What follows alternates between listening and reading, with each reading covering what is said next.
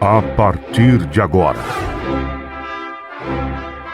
convidamos você e sua família para ouvir a voz de Deus nesses últimos dias.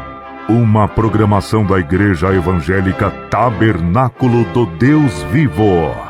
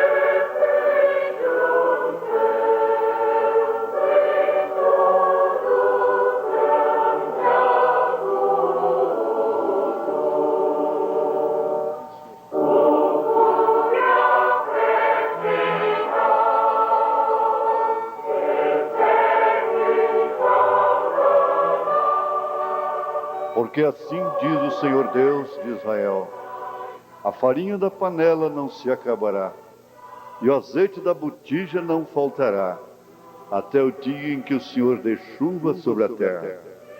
E foi ela, e fez conforme a palavra de Elias, e assim comeu ela, e ele, e a sua casa muitos dias. Da panela a farinha se não acabou, e da botija o azeite não faltou, conforme a palavra do Senhor, que falara pelo ministério de Elias.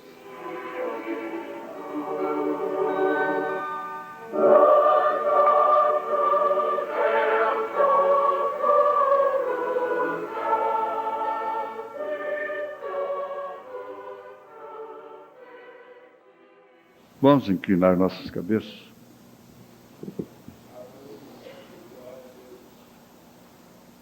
Senhor Jesus, nós procuramos levar essa porção para tantos outros que estão em distâncias longínquas. Há muitos deles que, quando dizem, testificam que quando conseguem ouvir pelo menos um pouquinho, ficam tão felizes e satisfeitos. E essa igreja está se esforçando, mesmo às vezes inconscientemente, para esta missão, esse rádio, só na Rádio Anhanguera, 26 anos. E nessas outras emissoras, o Senhor tem sustentado esse ministério do rádio de uma maneira misteriosa. E esse pobre esqueleto tem sido usado pelo Senhor, pelo que muito agradecemos. Pedimos ao Senhor continuar fazendo isso em benefício da tua noiva, dos teus eleitos. Sabemos que aquele copo d'água que é dado para ela não fica sem recompensa.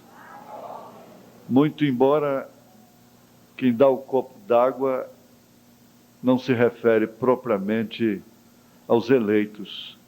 São aqueles que não são eleitos e dão o copo d'água para os eleitos. Então isso não é apenas um copo d'água, Isso é tudo que ela precisa. É a roupagem completa. É a mensagem, as 7 eras da igreja, os 7 selos. E tudo que o Senhor tem posto em nossas mãos, de graça, temos também dado de graça. Temos procurado alcançar a todos os rincões desta nação.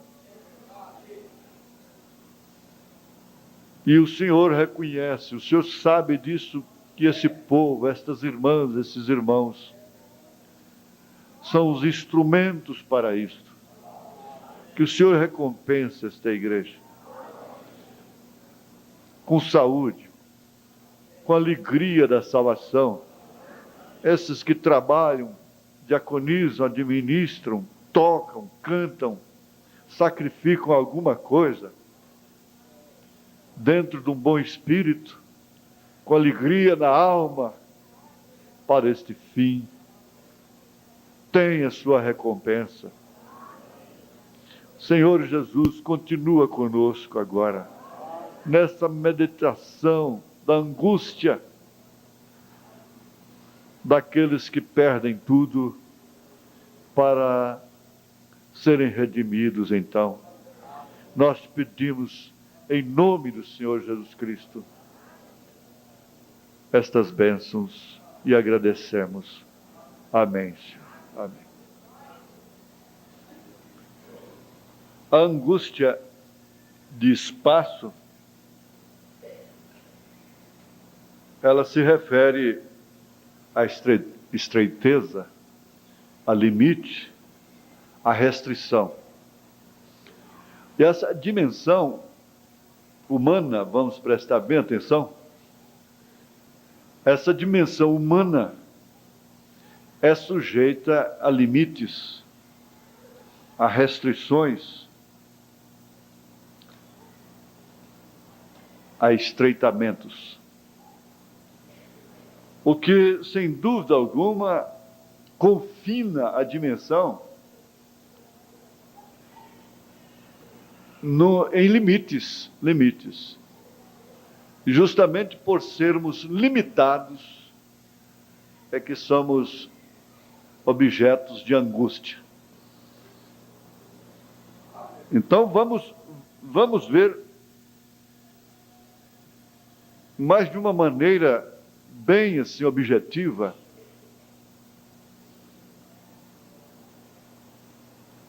essa situação, essa condição, e encará-la de uma forma real, porque nós muitas vezes não queremos encará-la.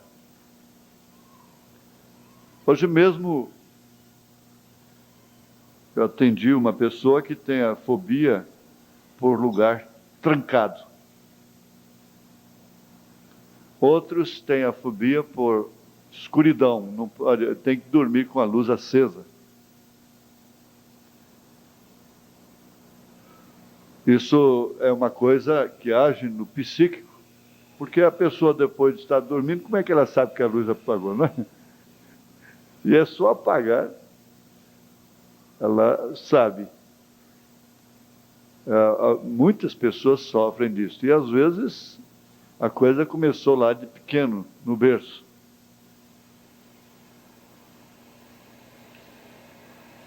Essa dimensão é sujeita a restrições, a espaço, a limites. E é de uma forma natural, o homem anseia nela por liberdade. O homem chega a invejar os pássaros, tem hora. Chega a invejar animais. Há muitas pessoas que, estando assim em lugares, em situações estreitas, difíceis na vida, desejam as asas da pomba, por exemplo. Ah, quem me dera ter asas de uma pomba e pudesse voar, sem que ninguém requeresse de mim. responsabilidades, tais como filhos, família, e nome, e sociedade, e tantas outras coisas. Compromissos financeiros. E Davi se encontrou numa situação tão estreita, tão deprimida, que foi ele quem diz assim: quem me dera ter as asas de uma pomba. Naturalmente, ele meditava, ele via as pombas, né? Naquelas horas difíceis de seu exílio, ele via aquelas pombas passando. Uma pomba dessa, ela viaja até 60, 70 quilômetros por hora. Muito velozes, livres.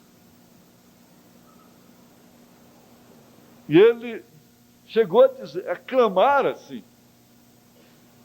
Então ele estava sofrendo um estreitamento, suspirando de alma.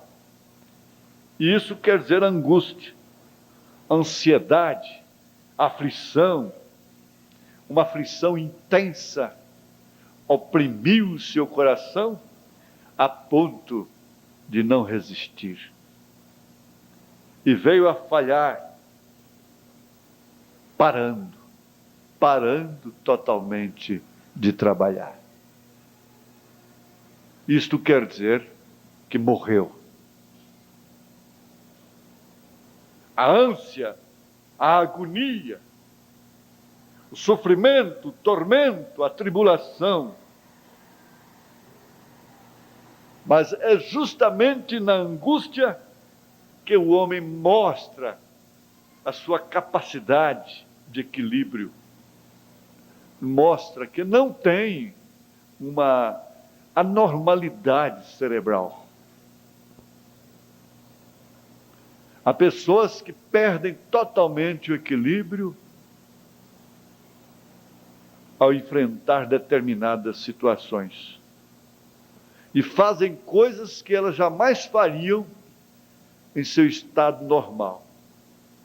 Elas matam, elas morrem, elas agem de uma maneira às vezes estúpida, maneira a qual ela reprova depois, condena veementemente, aumentando assim então a sua angústia, seu sofrimento.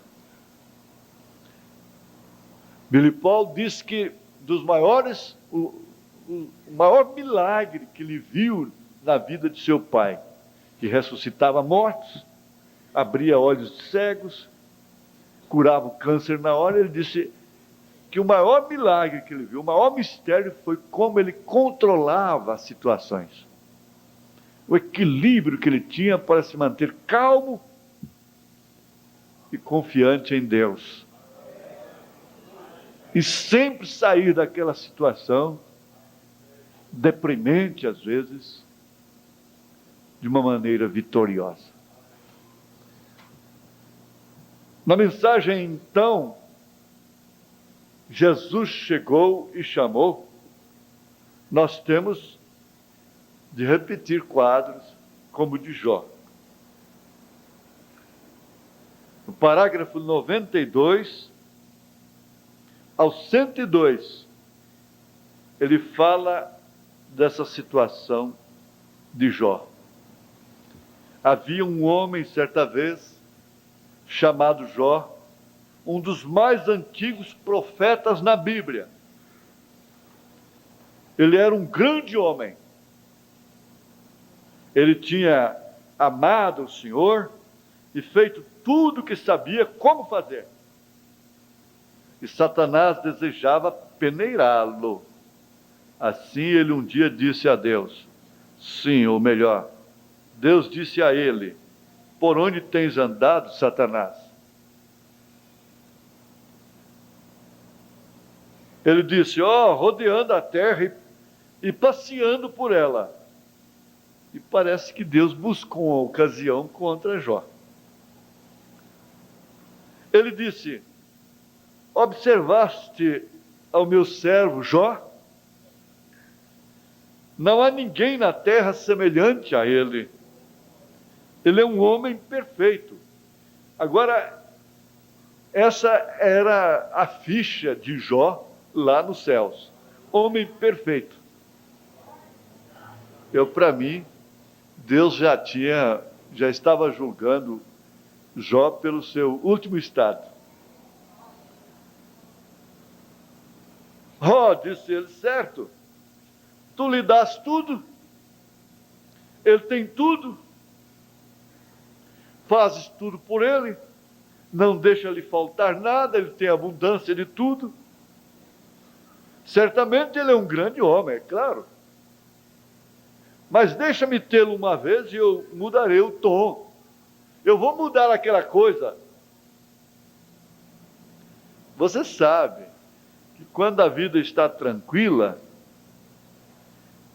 muitas vezes nós passamos a abusar, criarmos atmosferas pesadas com o marido, com a esposa, com os pais, com a empresa onde trabalhamos.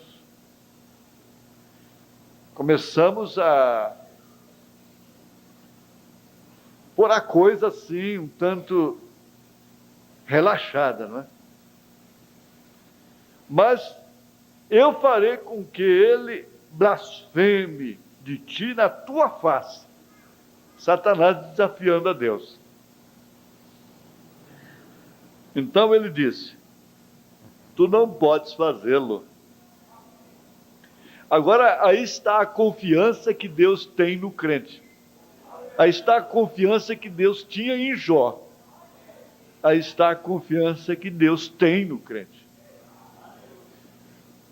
Gente, Deus não seria Deus se Ele não tivesse trazido filhos nos quais Ele pudesse confiar. Porque, afinal de contas, quem não pode confiar é frustrado, é derrotado. Esse homem que não tem confiança na sua mulher é um frustrado. Por quê? Ele desqualifica a si próprio. Ele desqualifica a sua escolha. Ele desqualifica o seu caráter. O seu próprio caráter. Fica vulnerável, insultado, a não poder confiar na mulher para a qual ele deu o seu nome.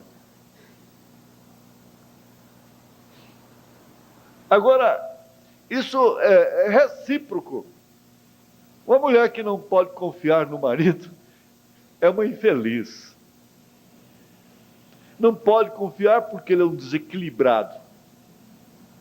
Não pode confiar porque ele é insensato. Não pode confiar porque ele é falso.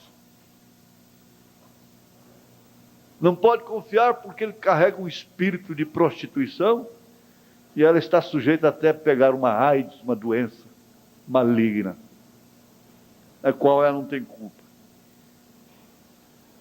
Que vida, que tensão terrível. Agora, Deus podia confiar naquele crente. E o profeta diz, essa é sua confiança em um crente. Por quê? Ele é infinito. Ele pode conhecer a todo mundo ao mesmo tempo, desde a fundação do mundo, ou antes da fundação do mundo. Ele conhece o princípio e o fim de cada pessoa.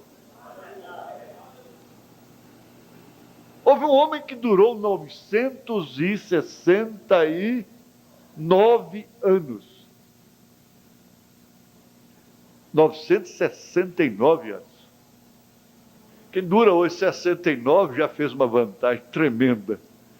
Agora, durou 969, eu estava pensando hoje, meditando hoje sobre isso, mas já morreu, não tem jeito. Mesmo durando 969 anos, já morreu, não tem jeito. É tempo, de todos os modos é tempo. E que camaradinha que deve ter. Você já pensou se ele fosse um homem rabugento para sua mulher, daqueles que a mulher mal pode suportar,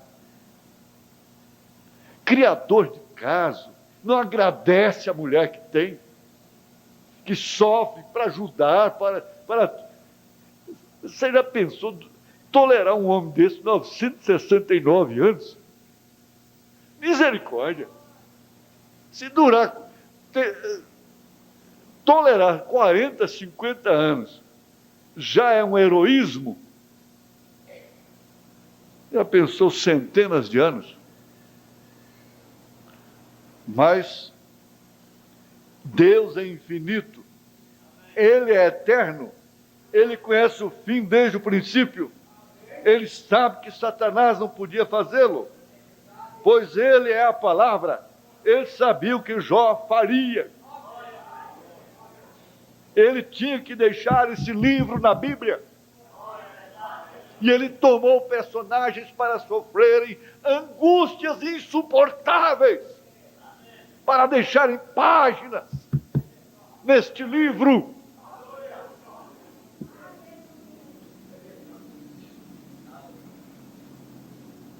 Ele pode tomar para deixar um versículo na Bíblia? Pode tomar sua vida para deixar um recado na Bíblia? Ele pode tomar? Agora ele tomou Jó para deixar um dos maiores livros da Bíblia. Isso é tremendo. Agora, lembre-se, Jó, ele o rebentou em chagas, matou seus filhos, Satanás.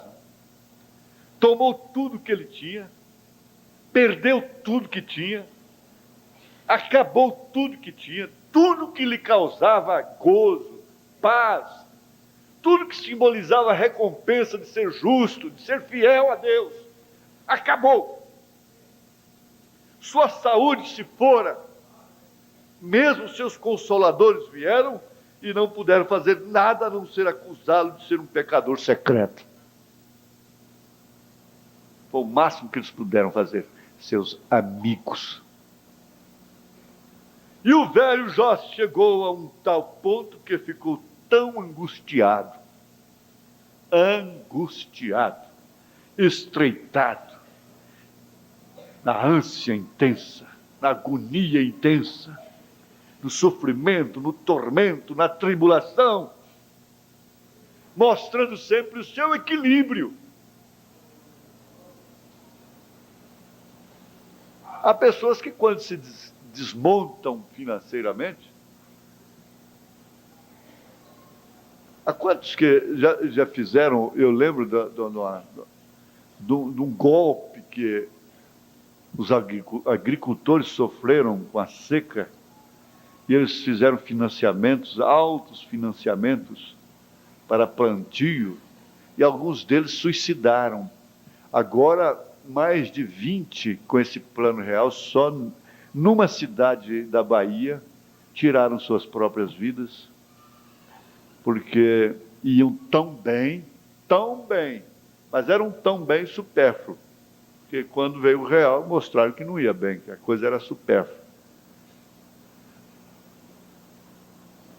Lincoln disse: você não pode basear uma prosperidade em dinheiro emprestado. Então, quando vem um golpe desse, é que vai mostrar quem estava realmente concreto. E a primeira coisa que o desequilíbrio mostra é suicídio, que é o ato de covardia, da autocovardia para com sua própria alma.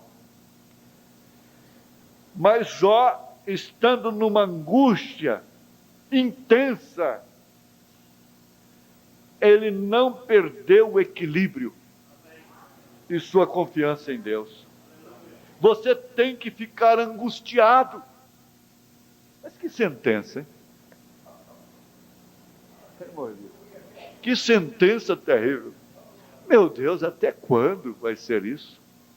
A vida tem um bom pedaço do qual você tem saudade, Depois você entra num outro pedaço que, meu Jesus, o que é isto? Por que isto? E para que isto? Para se salvar precisa disto? A salvação não é de graça. Ela é de graça, mas tem preço. E não pense a pessoa que ela vai ter boa vida para ir para o inferno. Ir para o inferno é custoso. Sofre mais do que para ir para o céu. A pessoa que não está viajando para o céu sofre muito mais do que a que está sofrendo para ir para o céu. Ir para o inferno é custoso, é difícil. Só por causa do engano é que a maioria prefere o inferno. Mas você tem que ficar angustiado primeiro. Você tem que chegar a um tempo em que estamos no fim do caminho. Você tem que chegar à última página do livro. Você tem que chegar à conclusão que você não é um grande comerciante, um expert no assunto. Você não é um sabe-tudo. Você vai chegar a essa conclusão, que você não é o líder infalível. Você próprio chegará a essa conclusão, que você não é o grande caçador. Jó chegou ao fim do caminho, quando ele disse: maldito seja o dia em que nasci, que o sol nem mesmo brilhe, e a lua não ilumine a noite. Jeremias falou a mesma coisa. E chegou a amaldiçoar o homem que deu a notícia do seu nascimento. Jeremias. De tanta angústia. Que o nome nunca possa ser evocado. E naquela angústia, então, Jesus apareceu. Ele olhou e disse: eu vejo um homem. Uma flor morre e é revivificada na primavera. Se uma árvore é derrubada, ela brotará o cheiro das águas. Ele viu toda a vida botânica revivificada, porém disse: um homem se deita e rende o seu espírito. Então onde está? Vocês sabem que ele era um homem velho. Ele disse: seus filhos vieram pranteá-lo sem que ele o percebesse. Oxalá me escondesse na sepultura e me ocultasses, até que a tua ira se desviasse de mim. Pusesses um limite, estabelecesses um limite. E continuando assim, dessa forma, falando, ele estava no fim de sua angústia. O que aconteceria? As folhas vivem, voltam à árvore, as flores voltam novamente, tudo mais surge, mas um homem se deita e rende seu espírito. Ele estava angustiado. Ele não sabia o que poderia lhe acontecer. E ele, naquela idade, descendo para o seu ocaso, estava no seu poente. Quando ele ficou, então Jesus apareceu. Deus levantou sua cabeça em direção ao céu. E ele viu Jesus vindo nos últimos dias. Naquela hora mais sombria, quando sua mulher disse: amaldiçoa a Deus e morre. Ele ainda disse: mulher, tu falas como a doida. O Senhor o deu e o Senhor o tomou. Bendito seja o nome do Senhor. Até sua mulher o rejeitou, sua igreja o rejeitou, todos o rejeitaram. Na hora sombria, quando ele não sabia para onde estava indo dali, Jesus apareceu. Então ele clamou: eu sei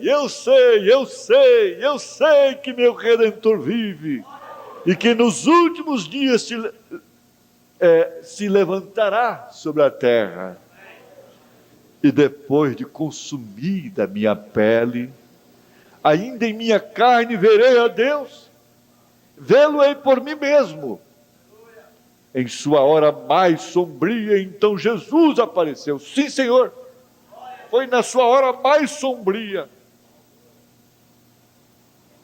quando ele havia perdido tudo.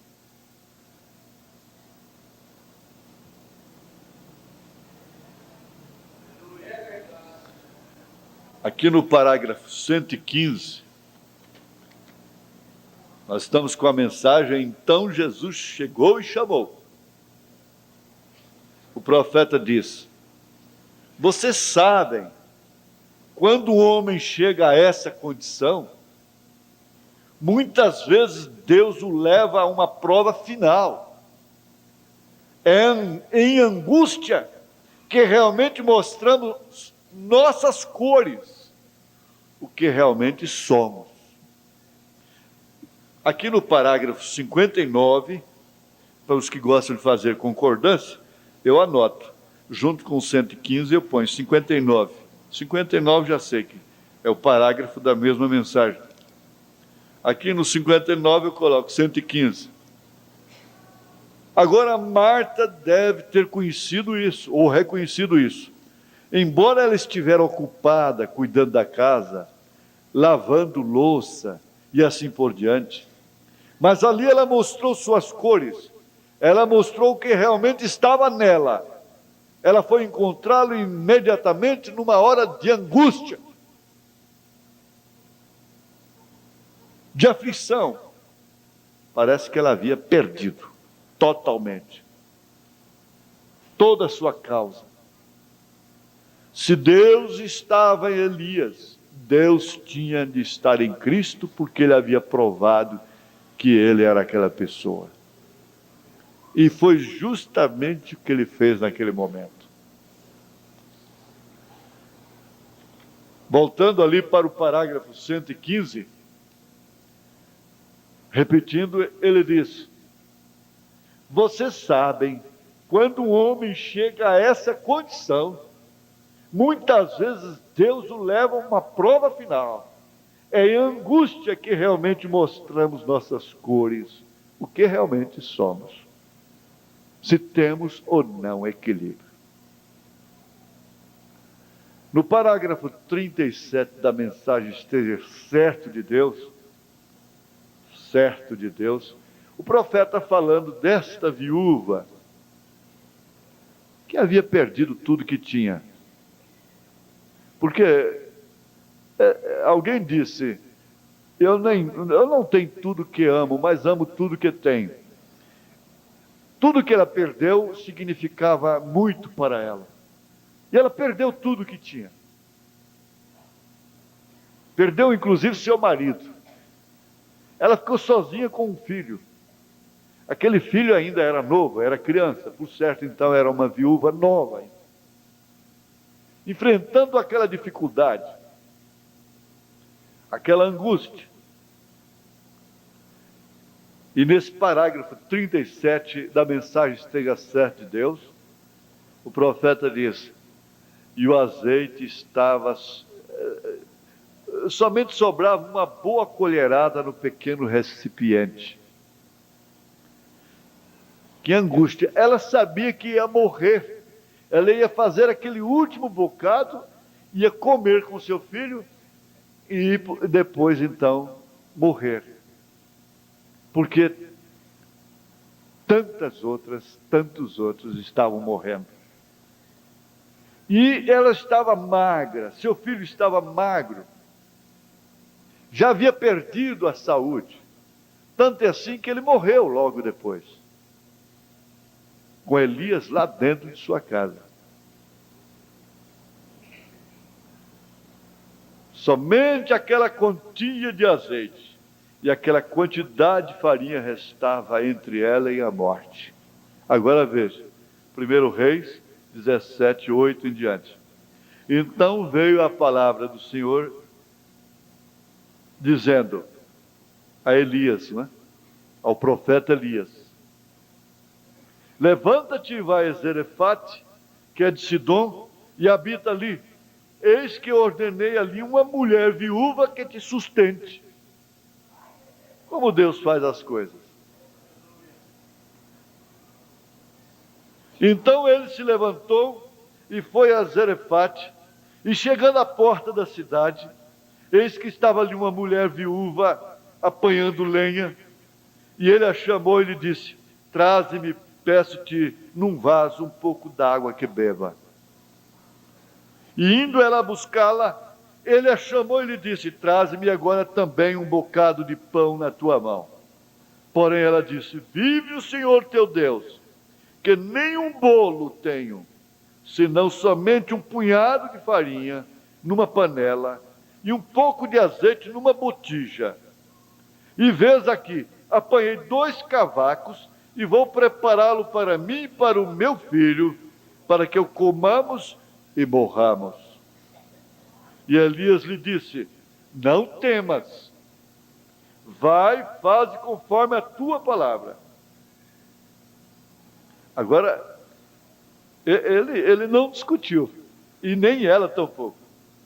Porém, faz disso primeiro para mim um bolo pequeno, e traze-mo para fora.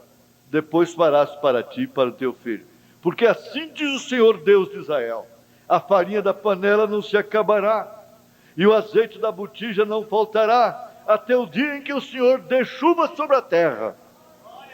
E foi ela e fez conforme a palavra de Elias, e assim comeu ela, e ele, e a sua casa muitos dias.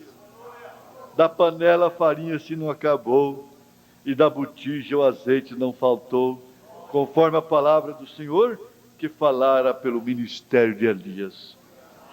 E depois destas coisas sucedeu que adoeceu o filho desta mulher. Não acabou a angústia. Com Elias dentro de sua casa, a botija cheia de azeite, a panela cheia de farinha, cheia do Espírito Santo, a sua angústia ainda não havia acabado.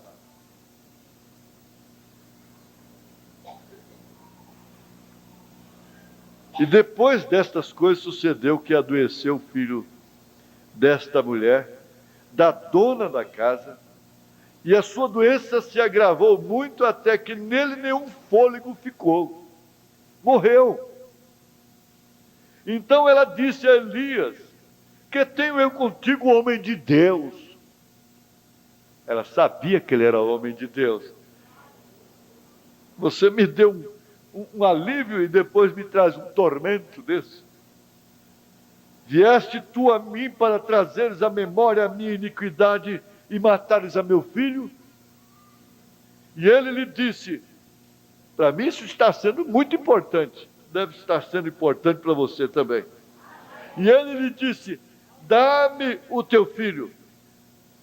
E ele o tomou do seu regaço e o levou para cima ao quarto onde ele mesmo habitava, e o deitou em sua cama, e clamou ao Senhor e disse: ó Senhor meu Deus, também até esta viúva com quem eu moro afligiste, matando-lhe seu filho? Então se mediu sobre o menino 3 vezes e clamou ao Senhor e disse: ó Senhor meu Deus, rogo-te que torne a alma deste menino a entrar nele. E o Senhor ouviu a voz de Elias, e a alma do menino tornou a entrar nele e reviveu. E Elias tomou o menino e o trouxe do quarto da casa e o deu à sua mãe.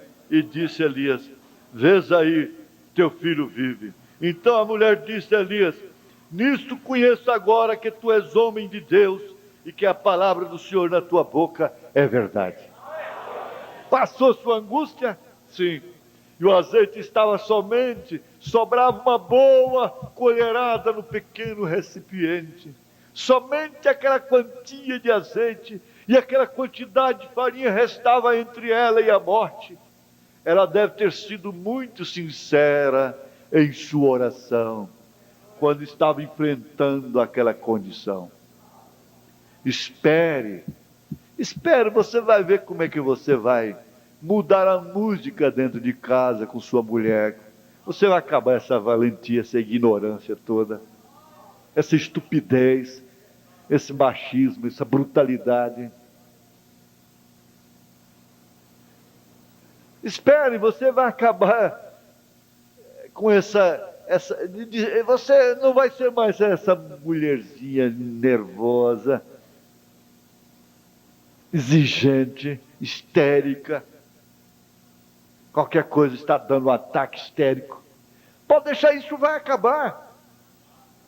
Espere que isso suceda em sua casa e verá quanto mais sinceras suas orações serão do que elas são nesta hora, nesse momento, nesta manhã. Ele estava pregando de manhã. Assim sucede quando sabemos que a morte está às portas. Aqui ele disse, no 115, então Jesus chegou e chamou. Vocês sabem, quando o homem chega a essa condição, muitas vezes Deus o leva a uma prova final. É angústia que realmente mostramos nossas cores, o que realmente somos. Espere que isto suceda em sua casa e verá quanto mais sinceras suas orações serão do que são nesta manhã. Assim sucede quando sabemos que a morte está às portas.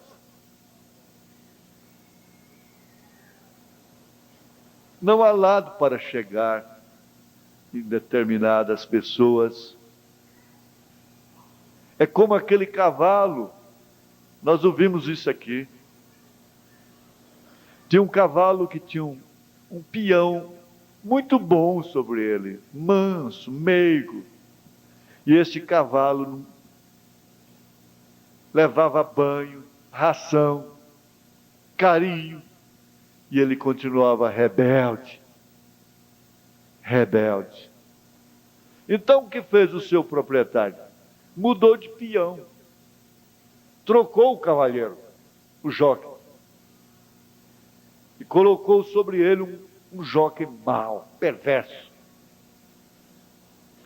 E esse peão, então, esse cowboy mau, perverso, tratou-lhe com pancadas entre as orelhas, esporas pontiagudas, sangrando suas costelas, seu vazio.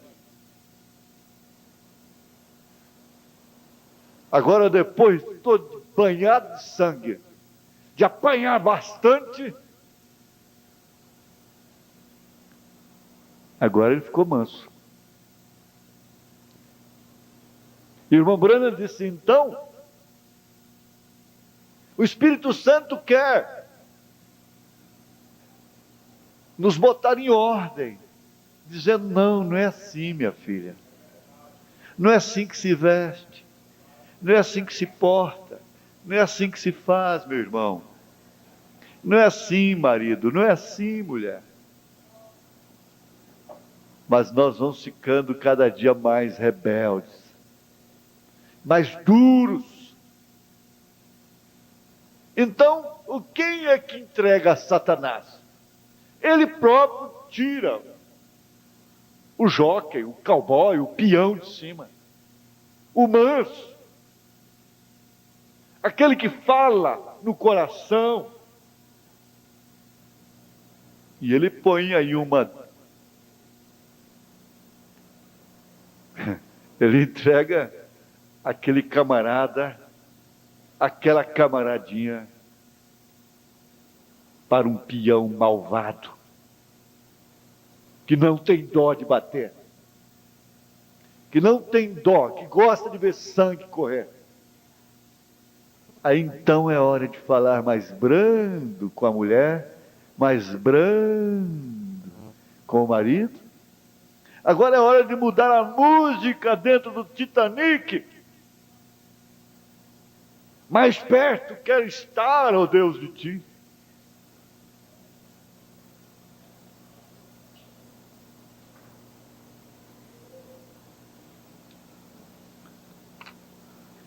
Eu quero ver ainda o parágrafo 132 dessa mesma mensagem. Então chegou Jesus e chamou. Este velho homem cego pensou: oh, eu perdi. Ele apareceu lá embaixo e eu pensei que ele viesse aqui. Eu fui colocado no lugar errado. Eu precisava de encontrar esse Messias, esse Jesus. E me puseram no lugar errado. E ele começou a gritar de uma forma desesperada, em angústia. Ele pensou: se ele é a palavra, ele é Deus. Ele tem que ser. Assim, ó Jesus, filho de Davi, tem misericórdia de mim. Naquela hora de angústia, ele clamou por ajuda. Ele reconheceu que precisava de ajuda. Se ele fosse um homem sadio, enxergasse e não dependesse dos outros, fosse um homem próspero, talvez, por certo, ele nunca teria clamado: Jesus, filho de Davi, tem misericórdia de mim. Se ele não estivesse naquela angústia. Agora estamos falando do ser humano. O humano é por natureza rebelde, murmurador, conspirador, blasfemo, maledicente. Ele não agradece. O humano é assim. Essa inclinação da carne é inimizade contra Deus. E ela precisa de angústia, ela precisa de melancolia, ela precisa de solidão, ela precisa de pancadas para ser mortificada. Não é pancada que você dá na sua mulher, não. O Brana disse que o homem que bate numa mulher, ele não tem coragem de bater num homem. Ele é um covarde. Não é isso, não. Deus está tratando com seus filhos de uma forma diferente. Esse bater aí compete exclusivamente a Ele, a Deus. Não resta dúvida, eu tenho ouvido isso por muito tempo. O que eu plantei, estou colhendo. O que eu plantei, eu estou colhendo. Tenho ouvido isso milhares de vezes.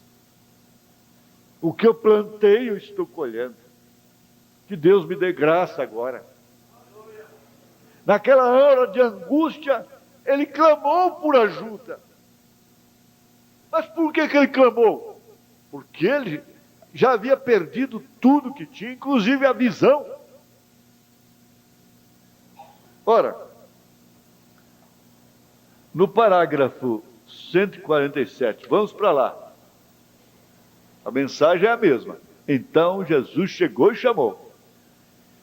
Então ela sobe lá com este pote sobre sua cabeça, já é a mulher samaritana. Não há dúvida de que ela prosseguia pensando: agora o homem com quem casei, consegui a última noite, eu estou duvidando dele. Ele é um homem, ele age tão estranho. Eu nada sei a seu respeito. Eu não tive uma chance. Eu estou banida da sociedade. Eu não posso confiar em nenhum deles. Afinal de contas, nenhum deles tem um compromisso público comigo. E não posso ir a estas igrejas. Eles não olhem para eles. Eu não sei o que fazer. Eu estou na angústia.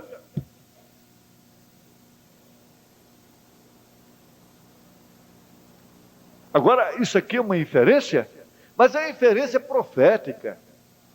O profeta maior de Deus é a autoridade para fazer inferência. Eu estou em angústia. Porque você sabe que nenhuma mulher deveria se comprometer com um homem que não pode fazer um compromisso público com ela. Por que apoio ele pode lhe dar depois? E ela não tinha nenhum que tivesse feito um compromisso público com ela. Resultado, eu estou em angústia.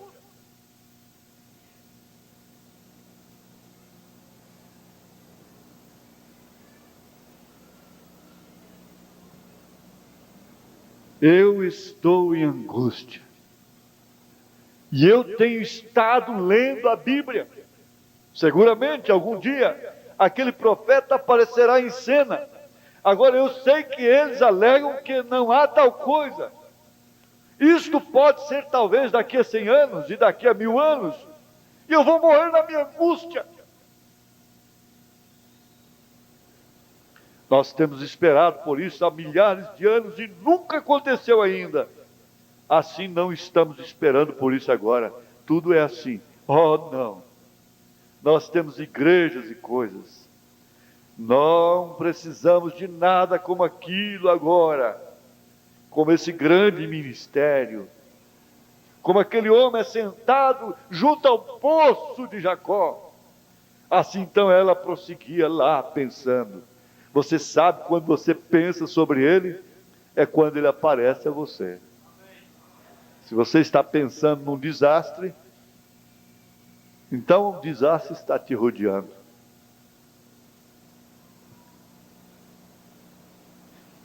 Quando você está pensando naquilo e naquilo outro, aquilo está sempre te rodeando, porque você está alimentando aquele pensamento. Agora, quando você pensa sobre ele, é quando ele aparece a você. Como nós tivemos a última noite, quando eles estavam a caminho de Emaús.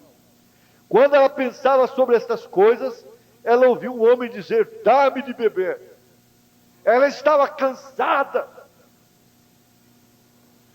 Uma mulher que para pegar água num poço tinha que esperar as famílias pegarem.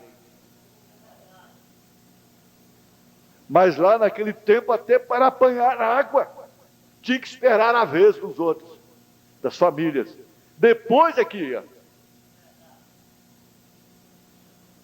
E ela tinha que ir com o cabelo trançado e cheio de flores. Qualquer moça de longe sabia, ali vai uma prostituta. Agora, como é que se sabe? De cabelos cortados, elas estão com sinais todos.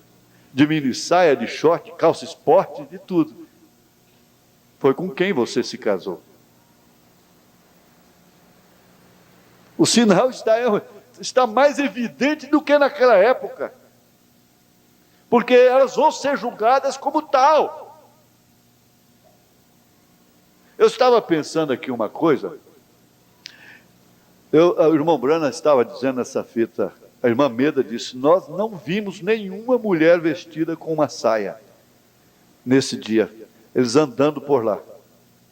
Nós não vimos nenhuma mulher vestida com uma saia. Agora isso, há 40 anos atrás. Você vê como o irmão Brana encarou a situação. E eu até anotei aqui, se ele vivesse, fosse vivo hoje, ele ainda pensaria do mesmo modo. Mas nós acostumamos com isso dentro de casa. Nós acostumamos. Não é mais susto para ninguém. Não causa assombro mais para ninguém. Nós acostumamos com isso dentro de casa. A princípio, causava alarme. Até a Câmara dos Deputados, o Congresso, reagiu. Não podia entrar lá, funcionárias. A Igreja Católica botou placa na porta, não entra aqui de calça esporte. Depois de mini saia. Eu vi lá na Praça da Sé, em São Paulo, essa placa escrita, proibindo. Onde é que foi parar a coisa? É normal se ver tudo de uma filha. É normal se ver tudo de uma mãe. O filho vê tudo que uma mãe tem. É normal. Ficou natural. Não causa angústia mais no coração.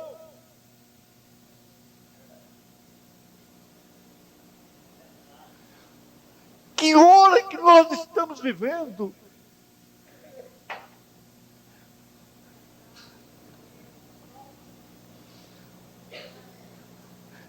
Como retornar a essa sensibilidade? Como voltar?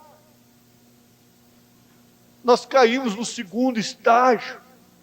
É o estágio da lepra, é o estágio da viuvez de Ruth, é o estado da seca de Abraão.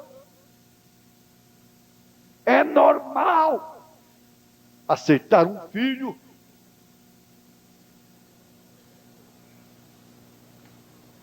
Naquelas condições dentro de casa. É natural.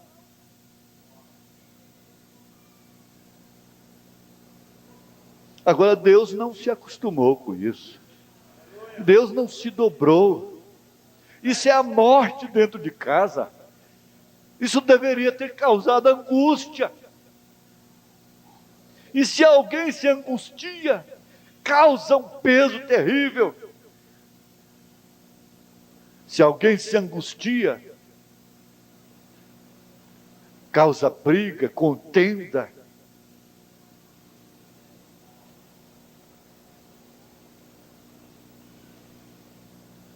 Agora, quando ela pensava sobre estas coisas, ela ouviu um homem dizer: dá-me de beber. Ela não estava contente com a sua situação. Ela não estava satisfeita com a sua condição. Ela não estava tentando obrigar a lei ser modificada a seu favor. A família se sujeitar à sua condição.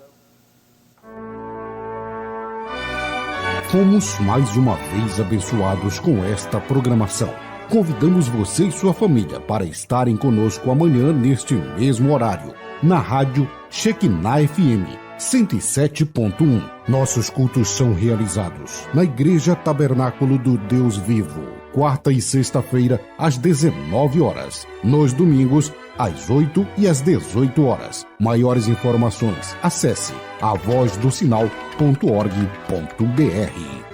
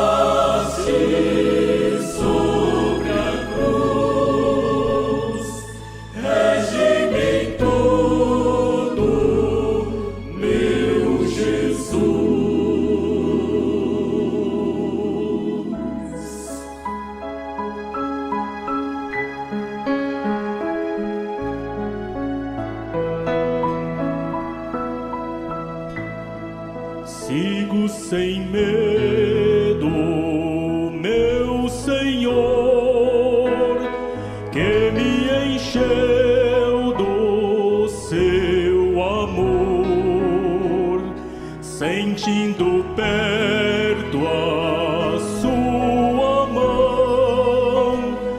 posso cantar na escuridão. Guia-me sempre, meu Senhor, guia-me